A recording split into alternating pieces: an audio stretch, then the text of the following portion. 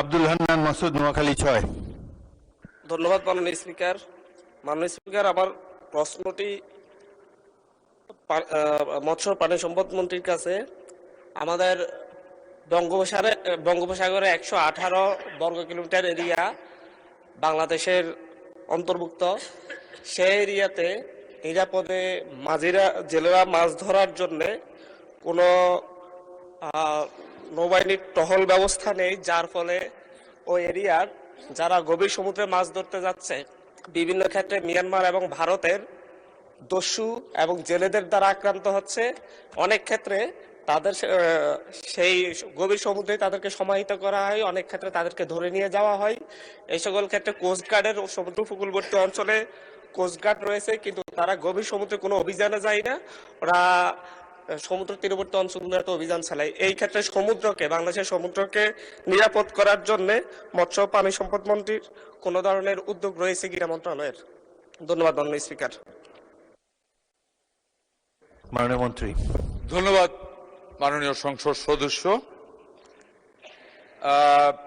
Actually আমরা বাংলাদেশের সমুদ্রে যে ফিশিং করা হয়, এটা ম্যাক্সিমাম শিপ আমাদের 40 নটিক্যাল মাইল পর্যন্ত আমাদের ফিশিং করে। এর থেকে বড় ডিপ সি ফিশিং এর মতো আমাদের কোনো জাহাজ এখন পর্যন্ত ওই পরিমাণ জাহাজ নাই, ওটা আরো অনেক সফিস্টিকেটেড জাহাজ।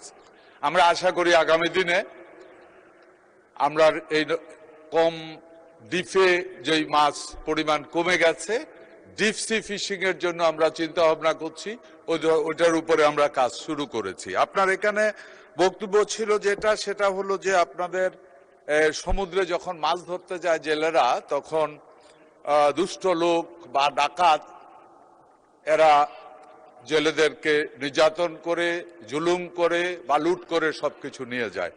আমাদের এখানে ওই ধরনের কোস্টগার্ডের অলরেডি টহল আমাদের আছে।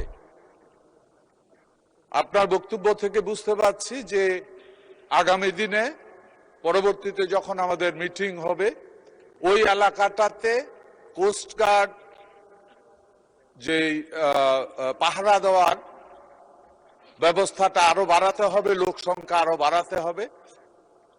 আমার এটা নলেজে আসলো। আমি ইনশাআল্লাহ আগামী দিনে যে মিটিং হবে আমাদের, ওই মিটিং এর ভিতরে আমি এটা উপস্থাপন করব এবং কোস্টগার্ড বাড়ানোর ব্যবস্থা করার চেষ্টা করব। ধন্যবাদ মাননীয় সংসদ সদস্য। ধন্যবাদ মাননীয় মন্ত্রী।